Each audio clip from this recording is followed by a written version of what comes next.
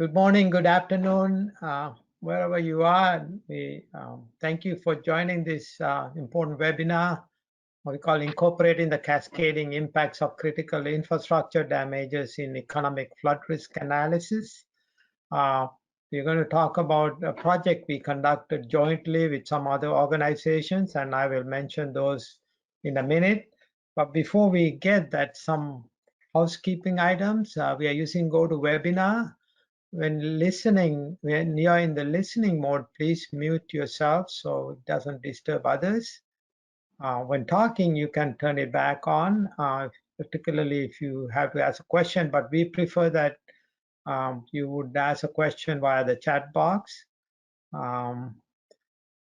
As you can see on the right, there is a place to ask your question, and at the end of the webinar, we will go through as many questions as we can to respond to your questions and the Q&A session. So that's all I have to mention. This will be recorded and it will be available via the Deltares website. You see the link at the bottom. So let me give you a little background. My name is Jayanta Obesekara. They call me Obe. I have a long name. I'm the director of the Sea Level Solutions Center and a research professor in the Institute of Environment at Florida International University. I'm joined by several others from various organizations who participated in this project. Deltares USA, Deltares Netherlands, Broward County, where actually the study site was, and they provided participated in this project very effectively. This project was funded by NOAA, and also we had collaboration from ICF, and you will see some of their work, and also from the Water Management District. So it's a multi-institution effort on what we call incorporating the cascading impacts of critical infrastructure. And many times we only look at single event and single type of what we call direct damages, but I think this is an important study to demonstrate we need to look beyond that direct damage locations, but there are cascading effects or damages elsewhere in the system in various infrastructure facilities or critical infrastructure and other impacts. So my colleague, Michael Sukop, is the co-PI, Broward County. We have Dr. Jennifer Ferrado, Dr. Samantha Danchak now with APTIM from Broward County. We also have from South Florida Water Management District, Dr. Carolina Moran, from Deltares, Dr. Claire Jivkin, Dr. Catherine Roscoe, and Dr. Karen De Bruin and Dana Tuparu. I hope I pronounce all those names correctly. And from ICF, we had David Ryder, Dr. David Ryder, and Cassie Bart. So this was a fairly big team, but I think, as you will see, the team was necessary to make sure that we covered all the aspects of this cascading impacts. Just to give you a couple of slides on why this is important, and you may recall Hurricane Ida, and typically, and that's probably a classic case of cascading impacts. It went through New Orleans and eventually went towards New York. But the effect that big hurricane had, not only the wind damage, but all the utilities and things that people depend on. They were weeks without power. This is one example of the power grid was out and the forcing hospitals or businesses out for many weeks. And recently I heard even the hospital was out of power for some time because the generators were gone. And that is the type of cascading impacts you will have because people cannot use the hospital or other facilities. They have trouble basically meeting the basic needs of living in particular neighborhood. There were road closures due to flooding, and in some areas could delay the power restoration because the roads are gone. So you can see the the concept of cascading impacts that we are trying to address in this project. And finally, the water and sewer services were interrupted, cell phone services. So basically things that you depend on may be gone for weeks, and you can have basically economic damages, social impacts, and other types of impact that propagate throughout the region. That's kind of the concept. And another example is what happened in New York, probably the same event. You see the flooding in the railroad, the transportation system couldn't move, and then the Newark Airport, basically the baggage area was flooded. You can imagine the kind of cascading effect that would have. And you see on the lower right-hand side, the entire floodway got flooded and being out of commission for weeks. And I thought it happened during Hurricane Sandy, but it happened again. So this is kind of something that we can expect probably on a regular basis, unless we have some sort of solutions for that kind of impacts. So what was the motivation for this project? We all know that adaptation planning due to climate change, sea level rise, we need to do the economic evaluation and adaptation and mitigate, for mitigation and adaptation measures. And typically in economic evaluation is based on flood risk assessment, what we call direct damages of flooding. Maybe the flooding, causes damages to your house or businesses. But what are neglected often is these catastrophic effects of critical infrastructure interruption. We mentioned hospitals, power systems, and others. And we typically don't look at it holistically. And this is a project where we try to bring all of them together. So in this project, we tried to develop a methodology for including cascading impacts on critical infrastructure. And our study site was Broward County, and you'll see what we had done. It's kind of a pilot study to demonstrate the kind of tools and methods that we could use to look at cascading impacts. I want to acknowledge the funding from NOAA, Climate and Social Interaction CSI program, and definitely their support was very valuable. Now with that, let me pass it along to my colleagues. I want to have Dr. Jennifer Jurado say a few words why this project was important for Broward County and what Broward County may be doing. Let me see. Go ahead, Jennifer. All right. Jennifer is still offline. Let's go to Carolina. We can come back to Jennifer when she comes back on. Carolina, go ahead and speak. So thank you, Abhi. Thank you for the introduction. I'm Carolina Moran, District Resiliency Officer for South Florida Water Management District.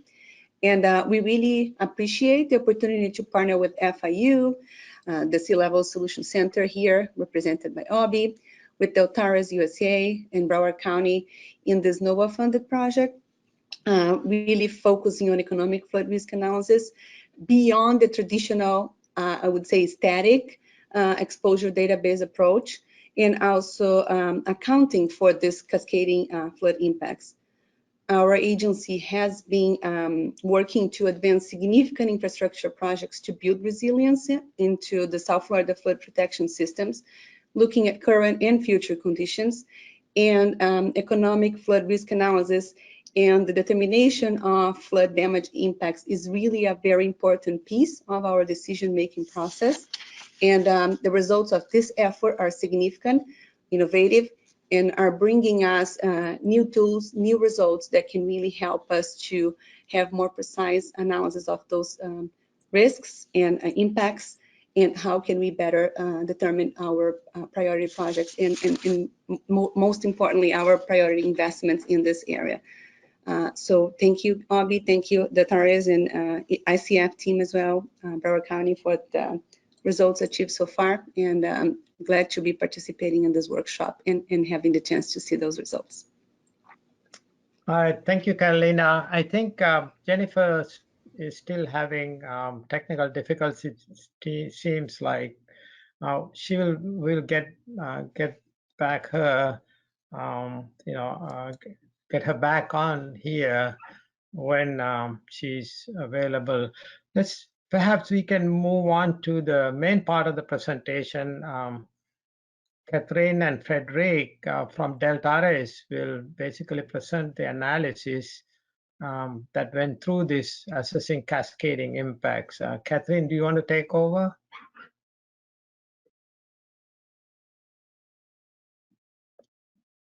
Thanks, Obi. Can you all hear? Yes. Great. Okay, well, thanks a lot for the introduction, and I hope we can get Jennifer back later in the webinar. Well, we're really excited to present the methodology and the framework that we developed for this project to be able to include these cascading impacts, the quantification of them when you're doing adaptation and resilience planning.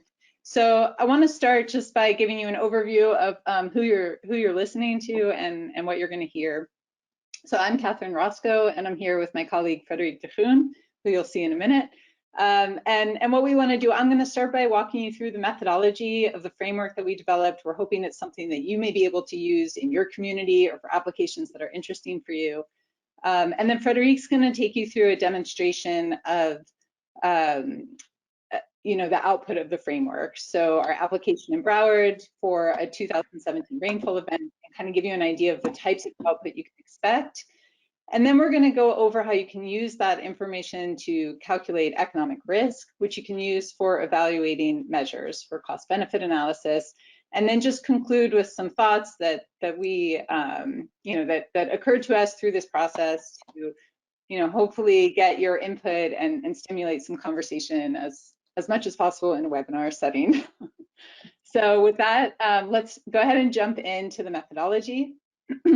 So the first thing I want to do is show the analog with direct damages. So I think a lot of people on this call are probably familiar with this, but for direct damages, you use input data like flood maps, information about the assets in your community, like houses and roads and buildings, and damage functions, which relate flood depths to damage fractions.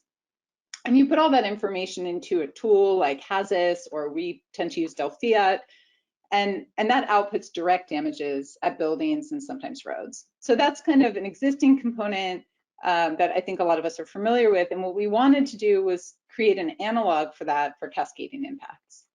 So the idea would be that you would use your flood maps together with network maps, and then have a framework that would allow you to use that information to quantify cascading impacts. So this is what we were really going for in this project, and this is really what we were trying to achieve.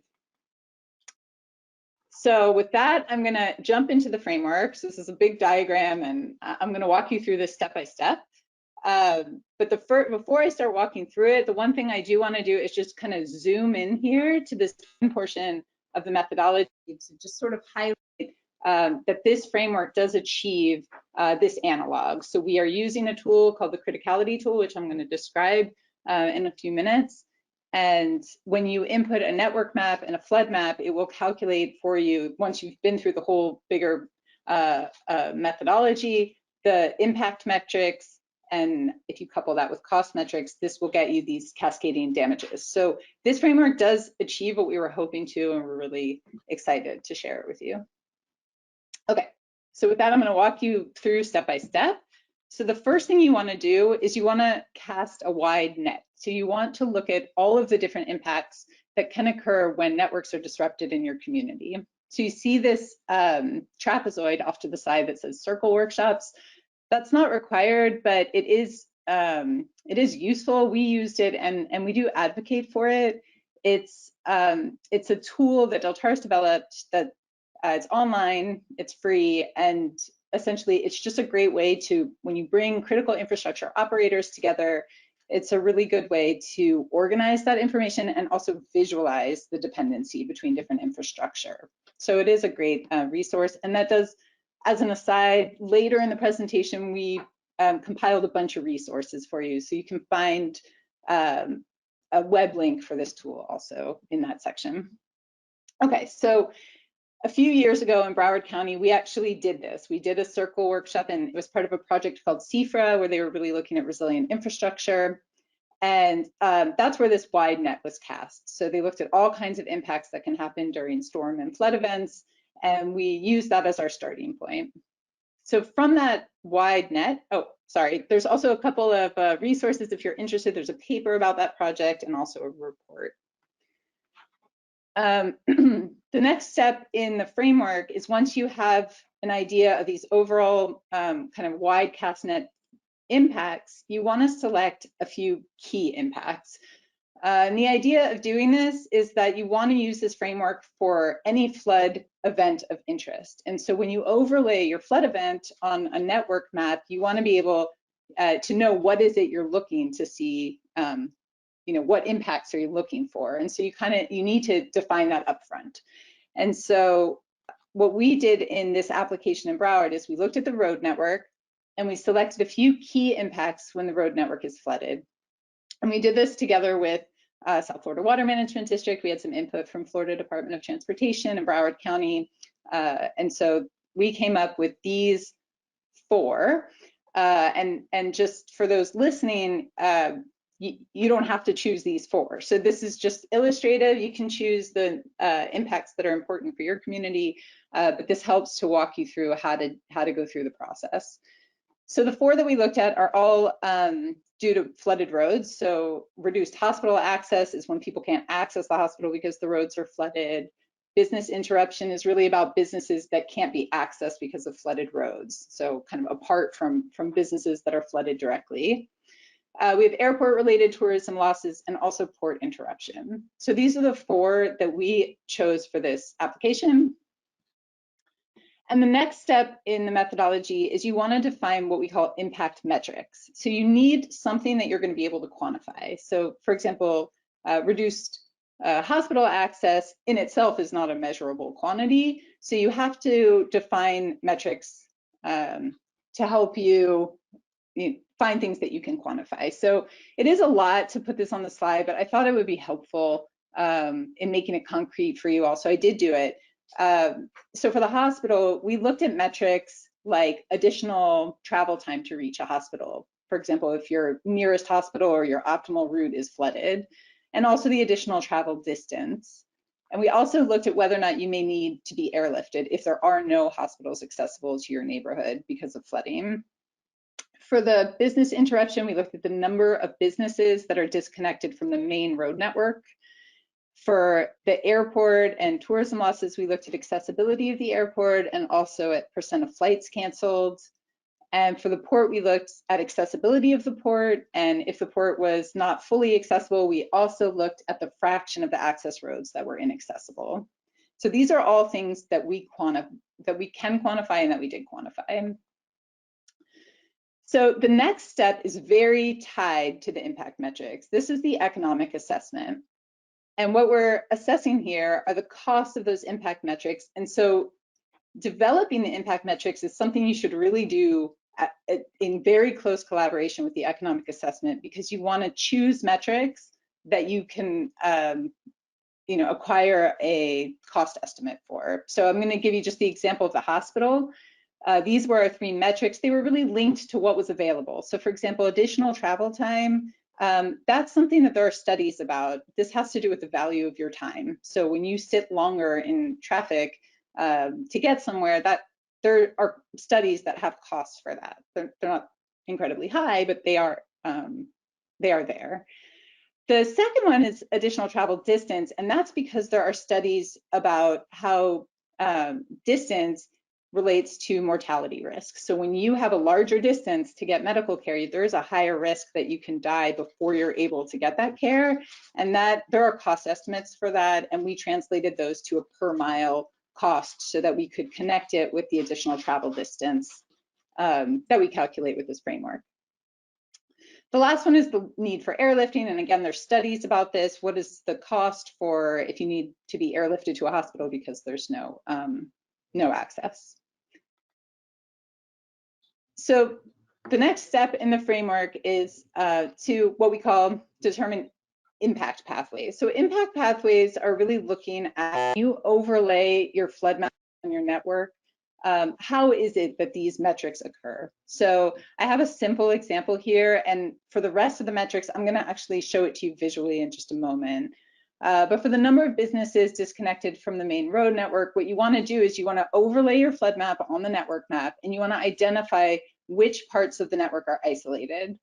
And then what you want to do is you want to look at those isolated areas and identify, are there businesses there? And if there are, you want to count them. And we actually do that by business category. But you don't want to do this by hand. So that's where this next step in the framework comes, and kind of a central feature is the criticality tool. So this is a tool that is able to automatically calculate this for us when we overlay the flood map on the network map. So what I want to do now is just take a minute or two to talk about this tool, what it is, and how you can acquire it. So basically, the criticality tool is based on graph theory. So it represents a network as a graph, links and nodes, and it's doing two things that are really important for our framework. So one is it has an algorithm that colloquially we call find nearest location, and another one we call find isolated locations. And so these are really useful for our framework, which I'll show in a minute.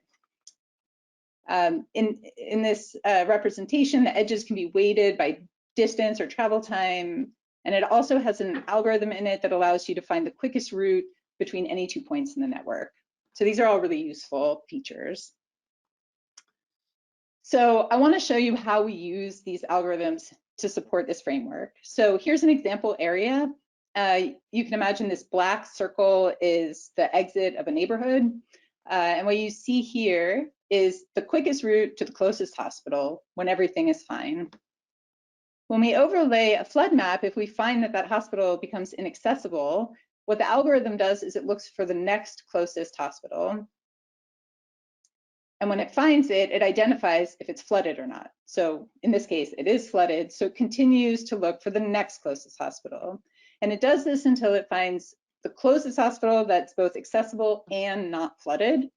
And then what it does is it looks at the extra travel time and the extra travel distance compared with your optimal route. So that's how we get those metrics out. And if it can't find any hospital that's accessible or accessible and not flooded, it outputs that airlifting will be needed for that neighborhood.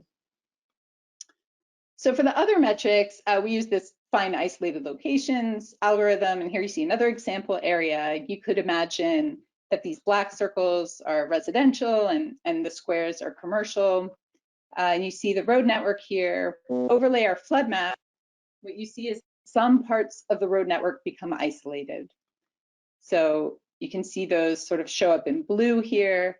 And what the criticality tool does is it looks automatically around these isolated segments and it identifies, are there businesses there? It counts them, and it does that also by business type.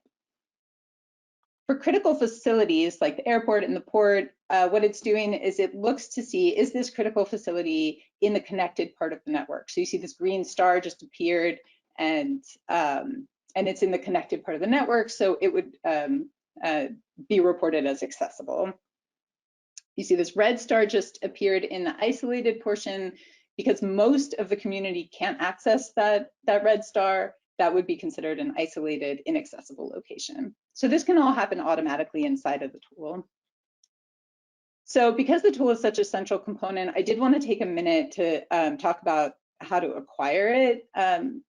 Basically, this is part of a bigger toolkit called RACE, which is about resilience and prioritization of critical infrastructure. And for those that maybe don't know this about Deltares, we are not-for-profit, and we do develop a lot of different types of software that we distribute freely. And yeah, that's something we're really committed to. So it's part of our mission statement. We really want to advance the entire adaptation and resilience field. This tool is still in development. So what that means is that there isn't a website that you can go to and download yet.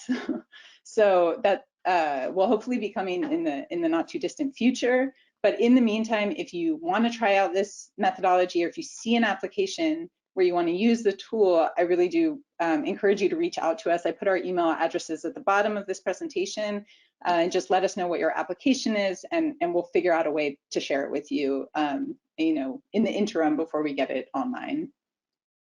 that kind of engagement is also really helpful for us because it helps inform our development strategy and how we want to improve tools by understanding the different kinds of ways you want to apply it in practice. So with that, this is pretty much the end of the methodology because out comes your impact metrics. From the criticality tool, we know the cost per metric. So it's really just a matter of combining to get the cascading damages. And I've sort of represented this here with a formula that basically it's your impact metric times the cost per metric gives you the cost of the impact, and you sum that over all of your metrics. So I hope that was clear enough to follow. And I hear a little echo. I'm sorry, I'm distracted by an echo. I think we have tech support coming to deal with that. In the meantime, I want to hand it over to my colleague, Frederique, who's going to walk you through the application and demo what the output of this tool looks like. It's actually, I think, the most fun part, and I'm really excited to let her show this for a 2017 event in Broward County. I apologize for the echo if you hear it, but hopefully you don't. Can you hear me? Okay, I think the echo is gone. Thanks, Catherine, for this nice part of the presentation already. And I can see I'm on as well.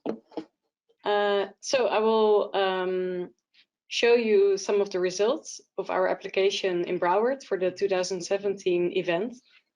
And really excited to show you, and very happy also to be here today to, well, all of you, and that you are all here to listen to it. So I'm switching to the screen.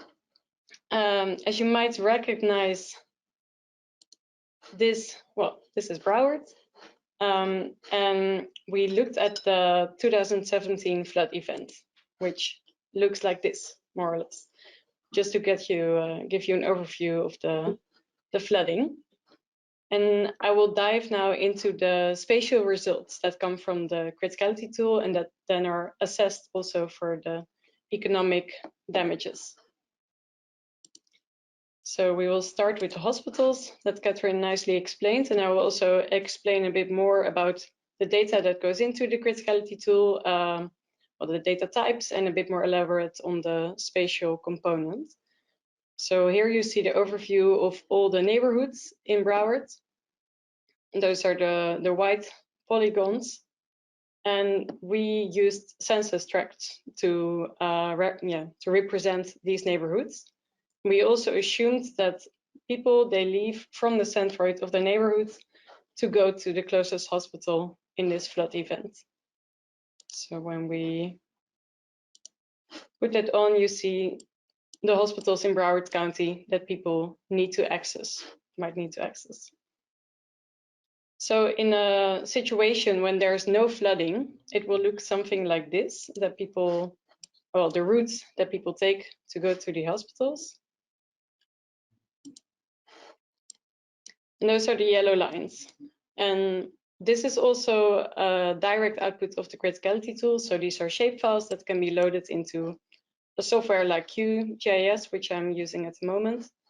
And also the thickness of the lines represents how many people are taking that route to the hospital.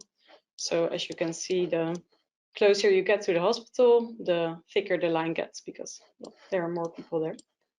And I will take one of these neighborhoods as an example. So when we look at this neighborhood, it's basically a straight line to the hospital in the case of no flooding. But then when we look at the routes while there is flooding for the 2017 event, the route changes. So first it goes to this hospital, but now because there is a road disruption, the shortest route to any of the hospitals changes to go to this hospital here. And to take a look why actually this happens, why it is quicker to go there, we can overlay the disrupted roads in red on those routes. And we see from this route here indeed this location of the road is flooded. So it is actually quicker to go to a different hospital than to take a detour to the same hospital as they went before. And this might be information that's very relevant for transportation departments, for example. And then we can go to the next thing. So that is really about the routes that people are taking. But like Catherine explained, there might also be neighborhoods that don't have any access to any of the hospitals. And those are represented here by the red circles. So all the blue circles, they are neighborhoods that can reach one of the hospitals, whether it's with a small delay or in the normal time without any flooding. And the red dots are neighborhoods that cannot access any of the hospitals. And later I will explain to you what it means economically. So then we go to the next key impact, the businesses. Well, from far away, it's hard to see, but we can zoom in a little bit to an area. The white buildings, they are businesses that are accessible, and the red buildings are businesses that are isolated from the main portion of Broward County. So here you see a small neighborhood of businesses that is that are all isolated. And then when we switch on the road layer, which again the white is accessible, and the red are roads that are disrupted due to the 2017 flooding. And you see here actually all the roads inside the neighborhood are accessible, they're not flooded, but the entrance to this neighborhood is flooded, so people cannot access these businesses. So they are counted and their business type is taken into account when evaluating the economic damages. Then we can go to the port. Well, you might recognize this port area. And in collaboration with someone from Port Everglades, we defined the locations of the entrances to the port. And for, like Catherine explained as well, we looked if they were reachable by the main network, so by the main portion of Broward or not. So I would just switch this off for visibility. And then when we overlay the main road network for the 2017 event, then you see all the entrances, they're all accessible. So we are just showing now the main network, and we don't show the roads that are disrupted or the roads that are not in the main network. So you can see here. And just to give you also an illustration of a scenario where it might be worse than this, I'll also show you the results from 2060 flood event that we also calculated. So here is the main network of the 2060 event. And you see, well, these entrances are isolated for sure, and this one is isolated as well. And you see there's just one that is accessible. So also in a bit, I'll tell you how much, what it means economically. And then the final key impact is the port, which is very close, or the airport, which is very close to the port. Also, we defined the entrance here, the public entrance to the airport and the public exit. And if I switch on the 2017 main network again, you see they are both accessible. And also for the 2060 event, they're also accessible. And for actually all the flood scenarios that we assessed, all the entrance and the exit were both accessible because this road here is a main road and it is elevated. So because there were no damages on this aspect, we looked at something else, which Catherine also explained, the So we looked at the portion of the airport area that is flooded and related that to the tourism losses. And we did that by overlaying the flood map, which I hope it will load, but probably it's too large and too slow. Yeah, there it is. So we overlaid it and got to the percentage of the airport that is flooded. So I told you I will get back to all the economic meanings of all these cascading impacts. I'll switch here. So for the reduced hospital access, the number of people who are delayed or isolated from a hospital are counted, and the associated costs are shown here as well. So all the costs are incurred by the portion that is colored here with the red, and it's all incurred by the people that we call at risk. So those are the fraction of ER visitors that would be admitted into a hospital. And as Catherine explained, we calculated with these per mile mortality costs and the airlifting cost to get to these values. And these estimates, they come from published studies, and they're all referenced in our project report that's also online and accessible to all of you. For the businesses, well, the total business cost was 7 million, and you see the division here between the different business categories, and the number to the side are the number of businesses in that category that were isolated for the 2017 event. And we got to this number by looking at census data of annual sales. We converted it to daily sales, and then when you multiply the daily sales with the number of isolated businesses, what you get in total to the 7 million. For the airport, we assumed that the percentage of flight cancellations is equal to the percentage reduction in tourism spending. And we estimated the percentage canceled flights with the percentage that the airport is flooded.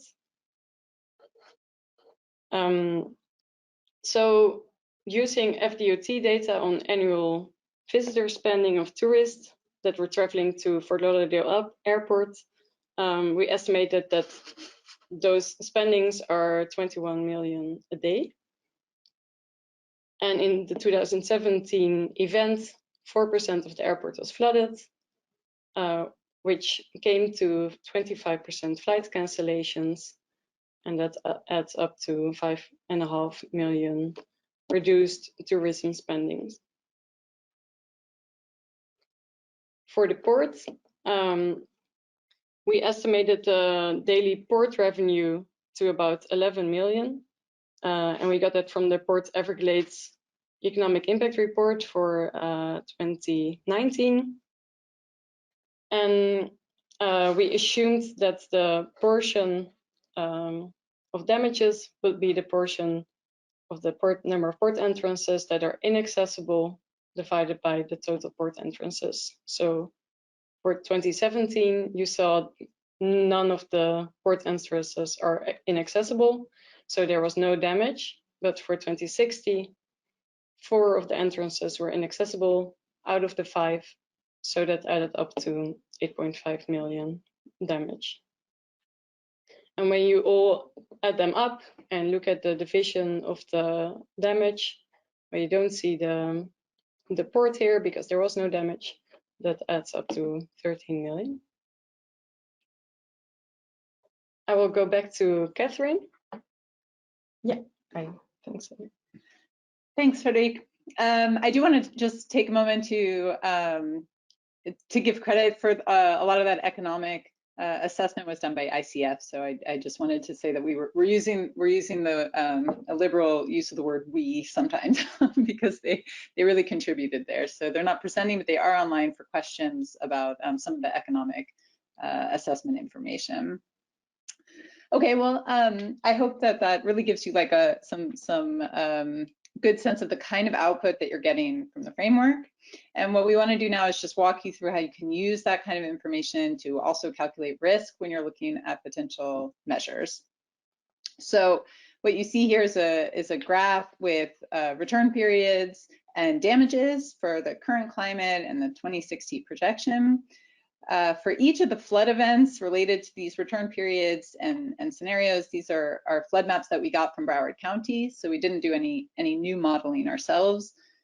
And what I want to point out is each one of these points on this graph is an assessment like Frederic just showed you. So each one we calculated the impacts from these 4 key impacts that we evaluated and summed them up, and it led to one of the points in this graph. So what we can do when we have when you use return period flood maps is it really you have an understanding of the probability of the event. And so what we can do is take that information about the probability of the event and the impacts and integrate that into a metric that we call expected annual damage. It's a really common metric for risk. It's a bit of an abstract concept, but it's very useful when looking at costs and benefits. It's essentially saying how much you can expect on average to have to pay per year due to these kind of damages. And these are rainfall flood events, so those probabilities are associated with different rainfall frequencies.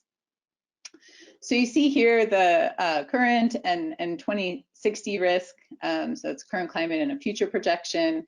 And you can see also the distribution of these damages over the different key impacts. So there's some, yeah, I think that this is mostly useful when you are looking to compare it with the cost of investment of adaptation measures. So what we wanted to do was illustrate how you can get additional benefits by considering some of these cascades. These are, what you're looking at here are actually projects, road improvement projects that underwent a cost feasibility study by the Metropolitan Planning Organization. You can check that link for more information about these. We thought it would be interesting to use these projects because they're realistic, they're of interest, and show what additional benefits these projects may give that wouldn't be covered by maybe a traditional benefit analysis. So we kind of zoom in on one of these, and what you see here are the roads that are disrupted currently. I believe this was for maybe a 25-year rainfall event, and once the road undergoes its proposed improvement project, you can see that a number of these businesses go from red to white. So essentially, they're receiving a benefit that they are no longer isolated or inaccessible during flood events. So this is a benefit that you can also incorporate when you're looking at benefits of this road improvement project. And I just want to say, so some of the other key impacts, they just happen to not be affected by this road improvement project. For example, like the accessibility of the hospitals and things like that.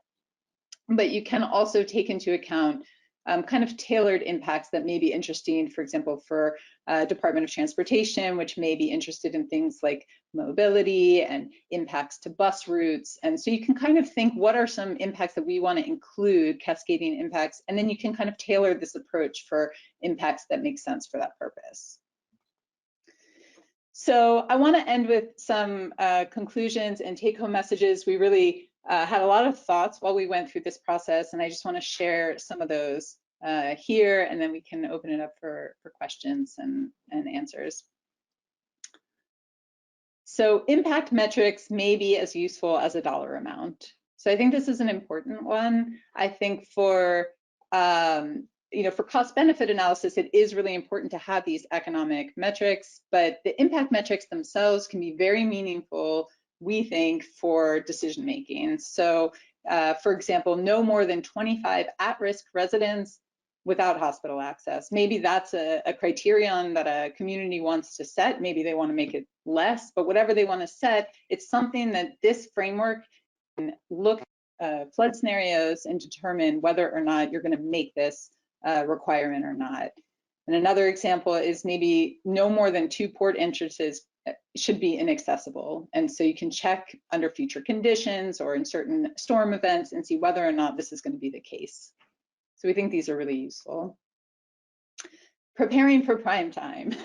So we feel like this methodology is actually quite far, and I think it wouldn't take that much to get it ready for use in actual planning exercises, but this project just didn't have the resources and the time to go through a ground truthing and verification of all the assumptions that we needed to be able to do the calculations. So that would still need to happen, and we advocate for doing that, and we think that's really the main step before bringing this into actual planning processes. The other thing that our project didn't really have a lot of resources for was stakeholder engagement. So we engaged some agencies, but we think it would be really advantageous to go wider and do more co-creation in terms of the impacts that are important and even the metrics that you want to calculate. On a more scientific front, we think it's really important to expand to 2 interconnected networks. So we did the road network. We would like to see this expanded to roads and electricity. Obi mentioned it at the beginning when he was introducing the context. And we saw what happened in Louisiana, where the electricity was out, but some neighborhoods were also flooded. And so road crews can't get in to make those fixes, and that impacts a lot of critical infrastructure, hospitals, and lots of other infrastructure and people. And kind of the flip side of that is expanding to multi-hazard. So I think a lot of us know that these electricity outages tend to be more wind caused when you've got some of the power lines coming down. And so we think it's really important to start exploring both wind and water damages together. And the last thing to mention in this section is a modification for emergency management. So it really occurred to us through this process that this kind of analysis can be really useful for emergency management. If instead of historical or synthetic projected storms, these are incoming storms, that can be really useful information for emergency managers to have access to. So you would want to tweak your metrics a bit. So things like, are there evacuation routes that are being impacted, or are there neighborhoods who are isolated that we're going to want to make sure we can evacuate in time? So that is pretty much the end. The rest of the slides, I will walk through them to tell you what they are. They're resources. So we wanted to provide some resources. This is the circle tool that we told about earlier. You can see the link at the bottom. Check it out. It's a free tool. We think it's really, really helpful.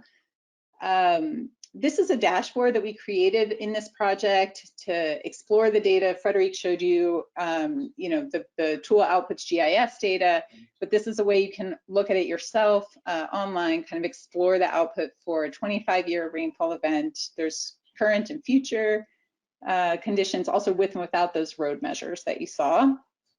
And the link is at the bottom. This we're really proud of. This is a story map, an ArcGIS story map that we created, and it really walks you through a lot of what we told you today. And I really encourage you to check it out. The link's at the bottom. You can play with some of the maps that Frederic showed you. It really kind of takes you through a lot of the same storyline, but you can go through it more at your own pace and look at it in more detail. And the report, Frederic mentioned also that a lot of the details are documented in the report. So you can see a link down at the bottom where you can access this report online. And there you find really, you can go into the weeds of how we did things and the assumptions that we made. And the last thing is just our contact information. So if you're interested in anything and the tool, please reach out. Frederic is one of the developers of the criticality tool, so she's really going to be able to answer any questions about that.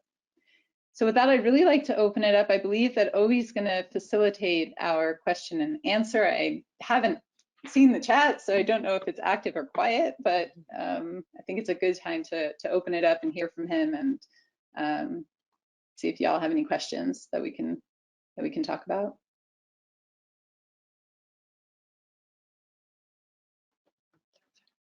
I think our tech support is there. I see Obi. Obi, are you able to speak? And okay, now I am unmuted. Thank you, Catherine. But let me. We had some technical difficulties earlier. We couldn't bring Dr. Jennifer Jurado from Broward County. You know, Broward was very critical to this project and provided a lot of background data and supported during that project. So Jennifer, now you're back here. Sorry about that. And can you say the words that you couldn't say earlier?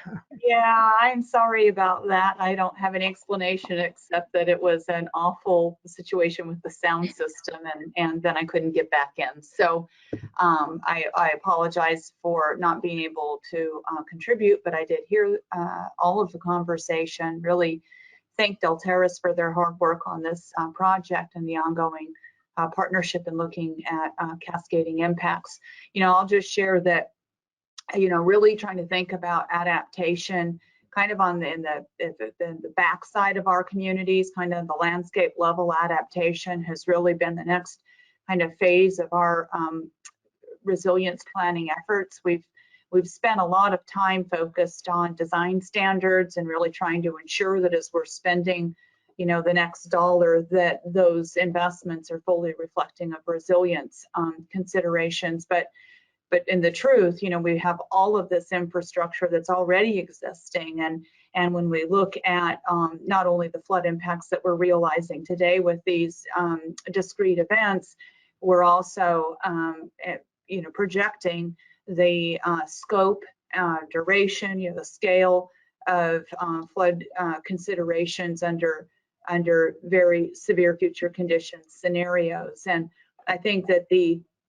recommendations that were just shared about, you know, potential expansion and next steps and the multi-hazard analyses are really going to be a critical next stage of our evaluations. And I can't express sufficiently the importance of those economic analyses. I think that we've all been becoming more expert, I think, in the types of vulnerability assessments and being able to create those visuals, but how do you really translate it, what that means to, you know, community livability and the types of disruptions that really start to affect quality of life, and then economic facets that are apt to alter your ability to be, you know, nimble in responding to these types of stressors on the community. So the future conditions modeling that we've done has been very robust. I was thrilled that we were able to provide, you know, the compound flood impacts analysis to help support the 2060 scenario, looking at sea level rise and intensification of rainfall, and how that paints a much more severe picture. But as we move forward with our resilience planning efforts, precisely this type of work, I think, that's really going to be much more useful in terms of communicating, you know, with the public, and in terms of justification of the financial investments about why it is so critical that we get ahead rather than waiting for the impacts to be realized before we become responsive. So I'd really like to thank Deltares and the team for utilizing Broward County as a case study for this work. I hope that it does get elevated and expanded to the kind of the next scenarios that were shared, and I look forward to hearing the thoughts and the dialogue through the Q&A. So thank you, Obi. All right, thank you. I don't know, let me see if I have any questions. I think one other option is if folks wants to ask questions, perhaps we can unmute on a case-by-case basis, or all of them. I don't know if that's a good idea, but I don't, unless you all see any questions on the chat box, perhaps we can unmute if somebody has a question. We got plenty of time, so let me ask your tech team to unmute. We can tell them that. Okay. If we have the name of the person who wants to ask a question, we can unmute them. Okay. I think there is a raised hand somewhere. Let me see. Do you see that? Can you see the name, Frederick? I see from Karen. Hey, this is Catherine Toms. Oh, Hi. sorry. This is an amazing tool. I'm a public health physician and I work for Healthcare Without Harm, the international nonprofit. And I'm also on the steering committee of Florida Clinicians for Climate Action.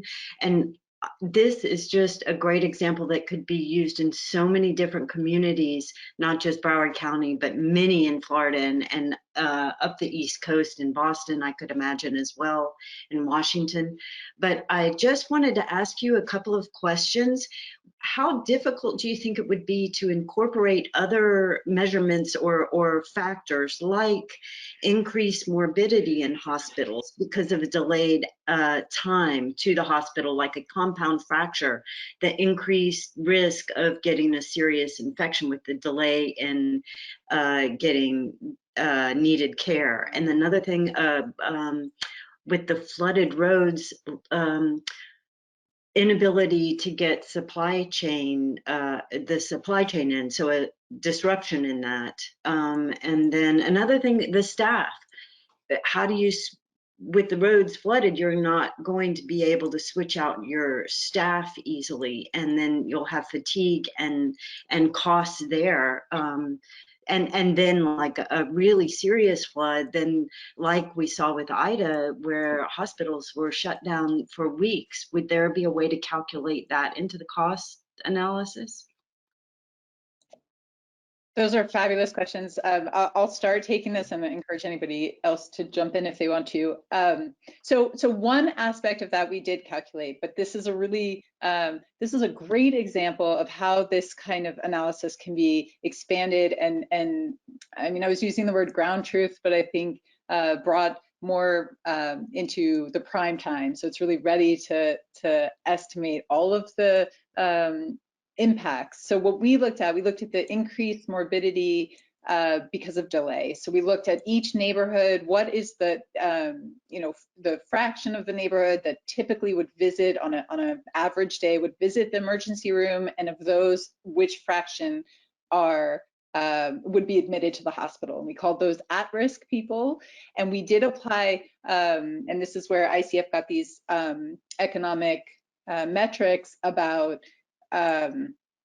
the cost of distance when you're in a situation that you need urgent medical care. So these costs are brought into the analysis. It's possible that we can do this in a more nuanced and detailed way. These other things that you mentioned are fantastic. So the supply chain aspect is really important. Staff not being able to get there. Those costs are currently not represented in the hospital numbers that you saw. And what happened in Louisiana, I think, is a great example of that's really kind of a compound network situation where I believe that the generator went out and there was no ability to bring backup support because of the flooded roads. So that's why I think this is really important, because those impacts really get terribly exacerbated when it's more than one network. But these other two things that you mentioned just with the roads alone is something that could be brought in. And I think it would be really interesting to really focus, to have a study where you would really focus on the hospitals and think more in detail about all of these cascades that you mentioned that we didn't include. Hey, Catherine, I was wondering if David wants to add something on the economics side, assessment side. I don't know if David, can we unmute David if he's around? David Ryder? Yes. Do we have to tell them his name? Yeah, because they don't know which one to unmute, I guess. Unless he's the only David. I think they're working on it. But yeah, that would be great to have his thoughts on that and talk a little bit about where that morbidity estimate came from.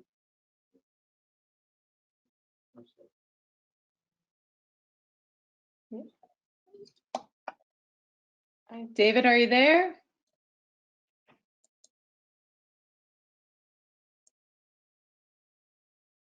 We can come back to him. Yeah, we can hear you now. Success, great, thank you. So those were all some great points that were discussed. My name is David Ryder. I'm an economist at ICF. We were responsible for coming up with some of these economic estimates. And I think, all the points that were touched upon are really important. We tried to focus on some of the morbidity potential and the cost of that for people that are trying to get to hospitals. We tried to make our economic estimates on the generic side so they could be easily scaled across a variety of scenarios. But I think that there's incredible potential for this to be expanded. When we were going through and trying to identify, brainstorming what some of the costs could be, we came up with some of the costs that were mentioned.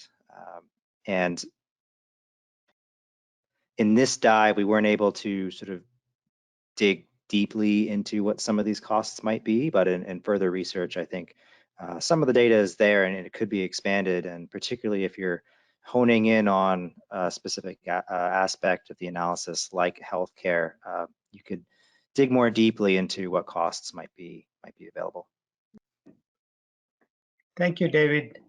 By the way, Frederick or Catherine, can you put the link to the dashboard or story map on the chat box? That might be helpful if you can.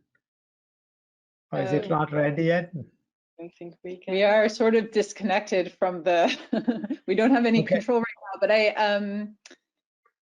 I wonder if there's a way to, it's in the slides, and I believe that the slides will be shared at the link where the registration was, but yeah, I would very much like to do that, but we're set up in a sort of broadcast. Right. You're in a studio, so you don't have access to the computer, so that's fine. That's fine. We'll find a way to send that to them. And the presentation will be shared afterwards, right? To answer one of the questions. Right. Yeah, I know for sure this is being recorded, so recording will be available. I'm looking towards our tech support. Will the presentation slides be shared? Yes, it's possible. And will that be on the same link where the registration was? I'll send you a new link with the recordings. Okay, we will find a way to distribute this because we have the addresses of the people who registered. We'll make sure you all get a link. Yeah. So and also the recording, right? Yeah, link to the recording and also to the slides themselves, so that you find all of the links. So Frederick, I cannot see the full panel here. Do you see any other hands? I see the Q&A. One of the questions is from Karen. You used 4 metrics. Do you have any recommendations about the number or types of measures that are most beneficial? I don't know if anyone wants to take this. Well, I think that's really where wider engagement would be really useful. So we did some engagement with agencies like South Florida Water Management District, the county, and Department of Transportation. But I think, we were also sort of, because this was really research and development and we needed to keep it tractable, we also looked for ones where we were going to have an easy time accessing data. So those were sort of considerations that we took into account. I think the access to data is always going to be a consideration in terms of what metrics you're going to include. But I mean, I think this comment before was a great example how if you bring in real specialists on, on hospital access, you're going to get a lot more detail about additional metrics you might want to include. And if you bring in more, people from the community, you'll probably get more input on some of these key impacts that you might want to include. And maybe to add to that, and also to the last question that we had, the criticality tool first did not contain these pathways. So we defined the pathways in a conceptual way with these diagrams that Catherine showed, and then we included them in the criticality tool. So it is really a flexible tool in which you can add things and take things out or alter how exactly you want this pathway to be calculated, because it becomes very specific. And even though we have like 2 algorithms that we use to calculate the damages for these 4 metrics, also they can be different.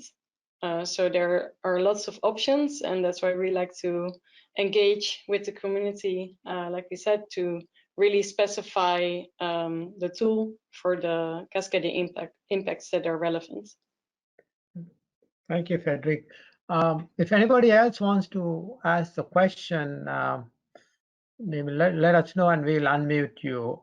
Otherwise, you can type in your question in the chat box. We'll be happy to unmute you. We've got time, so. I think there's another hand raised. Okay. Can you mention her name, Frederick? I can't, but the people there that are helping us. Sorry? Louis Bush. Louis? Oh, Lois Bush. Lois Bush. Okay, Lois. Lois Bush. Lois is with the Department of Transportation and in Broward County area. So go ahead, Lois. Well, just looking at, I think this is a great tool, and I think you're covering certain things. When you were showing the results for the port and the airport, focused on those access points, and whether they're accessible or not. I think for major economic engines like that, your tool does allow people to scope out, look farther. Your entrance may be open, but someplace critical may be flooded, and that will interfere with the ability of the port and the airport to function fully. Moving goods or getting travelers to the airport, that sort of thing. So I would just, if you're putting a list of things you might want to, for further consideration or enhancements or whatever, that might be something you want to consider. Or even businesses. Some businesses are major draws, have a regional significance, whereas others are very locally oriented. Those sorts of nuances are things that could be potentially built in over time. Mm-hmm. Thank you, Lois. Thank you. That's a really good point, and I think that's I'm really enjoying that kind of feedback, that each of these metrics that we considered are actually could be its own entire study. You know, if you look at, because there are a lot of nuances and details that we didn't include. I mean, I think it's really important that the framework exists now and it's set up, and I really like these ideas for how to make it more realistic and consider more nuance and detail than we did at this point. Thanks. I saw that Cassie had a point. I don't know if we want to, I can't see the whole thing on the screen, the whole comment. Would it be possible to unmute Cassandra Bott?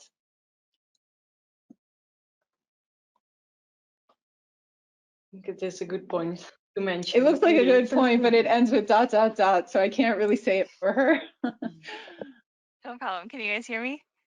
Yes, Cassie. All right. We can hear you. Yeah, hi everyone. This is Cassie Bott with the ICF team. I just wanted to add, in response to the question about what are some of the most useful metrics, I found at least that one of the most useful metrics that the criticality tool is really already well set up to provide is the number of people who can't access certain destinations, like hospitals in one key example, but you could do that. We did it for the airport, as well as a variety of other, any kind of destination you would want to put in. And I think that's really useful as a starting point, even if you don't go on to monetize that impact. So I think that's one thing. It was sort of shown in the dashboard slide, the screenshot of the dashboard, that's one of the key metrics is the number of people who can't access hospitals. And I think it's useful just to point that out. That's there as well, in addition to sort of what's the monetary value of that when you factor in, you know, the increased risk of morbidity and so on. You know, I think that's a good point, Cassie. You know, one thing I've talked about, you know, with the team is that, you know, we have had these recent extreme events like Ida and others. They offer wonderful opportunities to collect data for that validation or, you know, piece that I think Catherine talked about. I think, you know, I hope local governments will collect that kind of data, or regional governments, that eventually will be useful for fine-tuning the accuracy of these types of tools, which I think will be very useful in the future. Typically, we look at the damages only on one location or one type of damage, but this allows you to broaden that scope to handle all types of damages, not only in monetary terms, but also number of people and maybe social impacts, perhaps in some way, or health impacts. So. Yeah, and on the technical side, also to add with what Casey was saying, like she said, it's already possible to calculate, if people can access a certain point, but it's not only people, but it's just if you have any origin or multiple origins, multiple destinations, you can always calculate the route there or the detour route there, or maybe they cannot access it at all. And that's all implemented in the criticality tool, and you can enter your origins and destinations with point locations. So that makes it easy to indeed have a first type of analysis. Okay, do we have anybody else on deck? I saw a couple of questions in the chat that I think would be really suited for Frederique. So they were asking about looking at slightly different kind of construction of, instead of looking at businesses that are isolated, maybe looking at neighborhoods that can't access businesses. So kind of turning it a little bit around. And I think it's a really flexible tool, but I'm going to let you take the answer. Yeah. You want to take that one? Okay. Yeah, for sure. Like I said, it doesn't matter actually what your origins are or what your destinations are. So if we use the same setup as we just did and I just showed, with the census tracts and then the centers of the census tracts to represent the neighborhoods, then you could also try to route those to all of those businesses. So then you'll have a lot of calculations that need to be done. But that's also possible with this tool. I don't know if this was the question, looking at different neighborhoods. Yeah. So it was this way of calculating the isolated businesses was sort of a proxy for saying all the people that are living next to this main network that is still accessible, they can all reach those businesses. So instead of looking at each neighborhood individually, you take the whole road network and the people around it to see whether the businesses can still be accessed. So a way of quantifying that could be to count also the neighborhoods or the residential homes that are next to these main roads, the main network. And then you could count the people that can access businesses. You could also then, of course, count the people that cannot access businesses.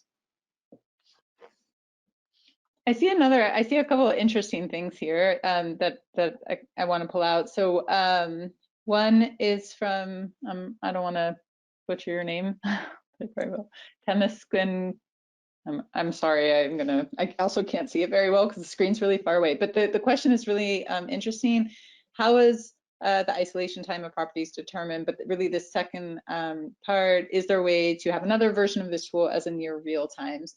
So I think for the first part, I'll take, and then I think it's interesting to let Frederique speak to this second part, because this is one of the things that we mentioned about the discussion is we see a lot of opportunity to use this for emergency management, which would be a near real time kind of application.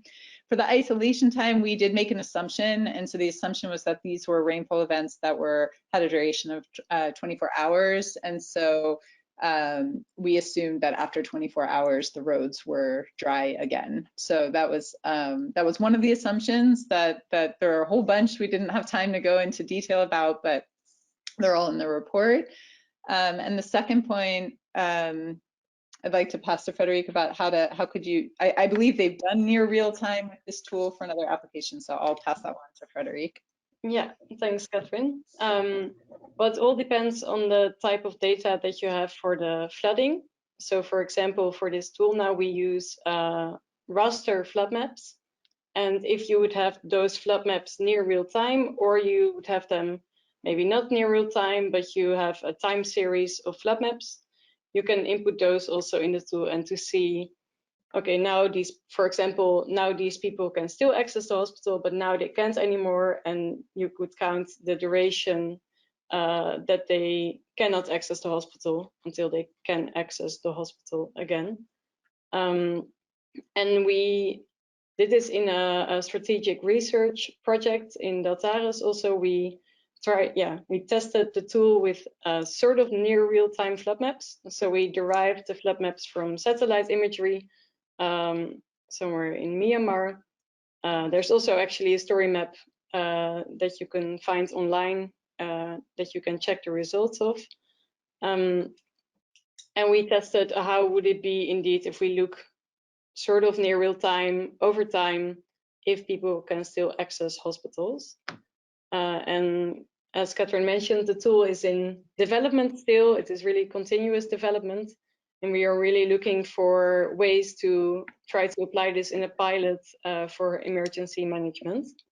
So it is possible, and it is quick enough to do this in near real time for sure. It's probably quicker than the timing that flood maps are generated. I hope this answers your question. Do we have any other questions, Catherine? No. Cassie had a nice clarifying question. What sort of technical expertise is needed to use the criticality tool? It is built in Python indeed, and at one point it will be open source on GitHub. So then you would need to know Python to operate the tool. But and that really depends on the people that we are co-creating with, or the organizations we will co-create with. We are also aiming for maybe more user interface like applications, depending on the specific application. So we really aim to apply this in a situation where it is needed and where it is really useful to have this tool. And depending on that situation, we want it to be used by people who know Python, or maybe used by people who don't know Python and just can click and draw things. I think a good analogy is we also developed direct damage model, Deltares, and that one, it's a very similar situation. It's written in Python, so if you're good at Python, you can use it that way. But we also have made, we tailor it for people when they need it. So if you have an agency that really wants to do damage modeling and they're not Python experts, we work with them to help build, an interface around it and help make it so they can use it without knowing Python to do the things they want to do with the tool. So it's really flexible. Those are all sort of, tailored developments that we find really interesting, but it's really like case by case basis, I would say.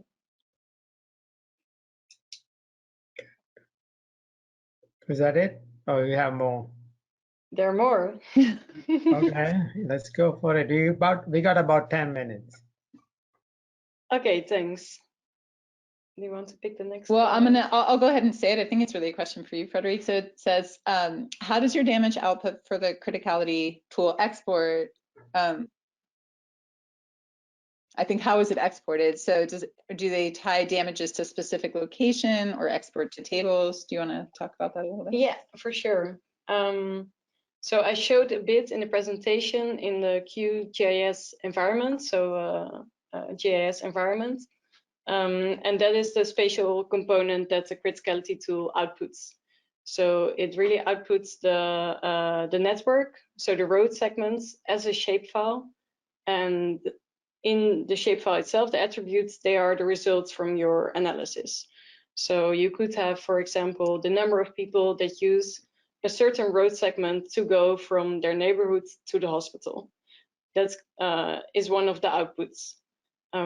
But for this specific analysis, we also have export to tables. So that's more of an aggregation. So we aggregate so many people, they cannot access the hospital for the 2017 event. So many people cannot access the hospital for the 2060 event. And then it also automatically calculates the economic damages. So that's sort of the output table. But you have both. So you have the impact metrics, the economic metrics, and the spatial output of your analysis. And I think there was another question. Could you please shed a little more light on how you transfer return periods to monetary terms? Yeah, so that one I think I could speak to, but so for each of the return periods, there's a flood map associated with it, and those were provided by Broward County. And what we did is we ran this analysis for each of those events, and from those events, we were able to aggregate the damages like Frederic was just talking about. And so that's how you associate the damages with that return period event. So if you have an event that happens once in 10 years, and we receive that flood map from the county, we analyze all of the cascading impacts of the 4 key impacts that we included, we get those monetary damages, and then associate those damages with that once in 10 year probability. So that's a little bit how they're tied to each other, and then the integration over the probabilities is a kind of a standard formula that we use to calculate the expected annual damages. So I hope that clarifies. We had a question early on I saw, but I thought it might be nice to ask the speaker. I know we're getting close on time, but if they wanted to unmute. So this, to clarify a little bit. So this was from Maria Del Mar Trejos, and it says, she's wondering how socioeconomics are being measured and which data is being considered. So I thought it would be interesting if she could give a little bit more example what she has in mind with socioeconomics, and then we can probably more clearly answer the question. And I think yes. I don't know. Ways for communities to be able to. We can hear you. Oh, sorry, we unmuted you. Oh, hi. Oh, you were typing the question. I am so sorry. I was on the phone with somebody, and I guess. Anyway, thanks for answering my question. I am pretty much curious on how we can assess for communities, especially like at-risk communities, to be able to adapt to natural disasters. If this tool has some layers we can adapt and some data, and where and what kind of data we're looking at. Thank you.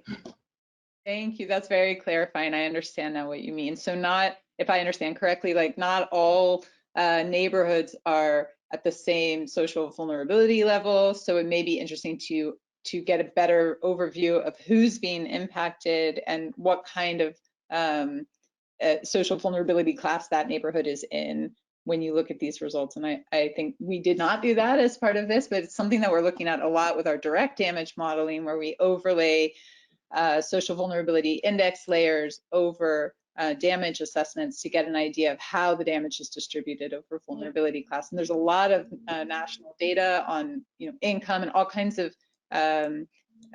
metrics that are relevant for social vulnerability. So I think we could definitely do something similar here. And I think that's a really good point. Which are we seeing that the neighborhoods that can't access the hospital are all in more vulnerable classes or lower income neighborhoods? I think that's very, very great point. Yeah, and actually one of our colleagues, he did his PhD on exactly this topic. And also earlier we are really aiming to move more in this direction as well. We had a student assessing people in poorer neighborhoods or people in richer neighborhoods, whether they can access supermarkets, hospitals, and other critical locations. And she did that using this tool, the criticality tool. So it's a really, really interesting way to move forward. And there's a lot of theory, a lot of metrics that we can couple to this accessibility issue. So thanks for this question. We got about 5 or less than 5 minutes. So do you want to do you have any critical question? You can see, I cannot see the questions from here for some reason. So I cannot pick them. We've got one more question. I think maybe we'll make this our last one. So, so it says, identifying vulnerabilities and conducting project evaluation seems to be the most useful applications for this analysis. Are there any other applications? And I guess, I think that some of the things that we've touched on, like the near real time kind of aspect, is another type of application where you might want to look at these kind of metrics. yeah, but yeah, in general, I think those are kind of the two directions, either for planning, because you want to, well, always first understanding what is your current vulnerability, and then being able to assess different adaptation options, looking at cascading indirect impacts in addition to the direct damages. I think that's really one avenue that's very important for preparing for the future, and even just improving the situation as it is right now. And the other part is indeed the, so that's the planning aspect, and I think then the real-time emergency management aspect is the other side of the coin. And that we haven't had the opportunity to do that in this project, but I think that, I really think there's a lot of potential there, and it's something that we've done with other partners around, in other places in the world. So that's, yeah, we hope that there'll be an opportunity to try that out. I do want to say, as like a final point, I mean, there's been some really fabulous questions. I'm really interested in some of the people who asked them. So I do want to just say, please reach out if you have ideas. We're really very, very keen to collaborate with a lot of you that have these kind of ideas of how it can be improved or applied to specific sectors. Any of these things, we're just very, very interested. So Catherine, can you have your tech team record or save the chat boxes or chat questions? That will all be saved, yeah, for sure. We will share everything that's shareable. I don't know, we have to be careful of privacy things, so I'm not sure if the chat can be shared, but if it can, we will. And if it can't, we could look for a way to at least for us to see what we may have missed, for example, or the type for of us, yes, we will. If we miss your question, we apologize, and we'll get Thanks for saying that, Obi. Yeah. All right, let me close it out. I mean, it's almost right on time. We are trying to wrap this up. I want to thank the full team from FIU, the Deltares, and ICF, and particularly Broward County. They supported the Circle tool and now this criticality tool through various projects, and the South Florida Water Management District, Carolina's support. But also all the others who helped us with this project, particularly from Broward County and the local stakeholders. I think we feel that this is an important project, that we can expand the tool itself to cover more things in the future. Also, I want to acknowledge the funding from NOAA that we received to support this work, and we will send them the video or the webinar itself, because that's something that we should submit them as a deliverable from this project. Finally, I want to thank all the attendees. At the peak, we had about 125, which is pretty good number. We had 200 some registered, but this is a good attendance, I think, in this kind of webinar. This is the second time we have done it.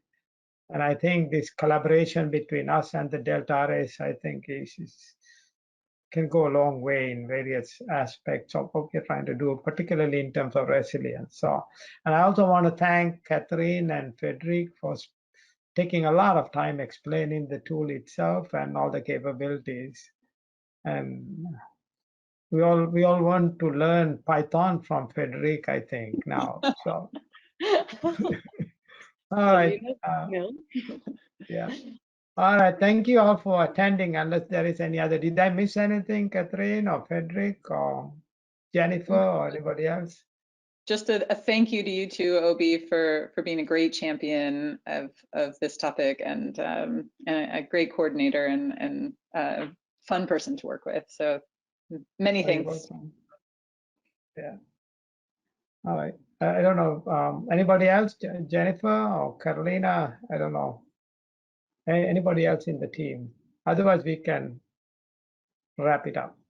And I want to thank your technical team for doing the webinar hosting, which did a great job. They've been working hard behind the scenes. Yeah.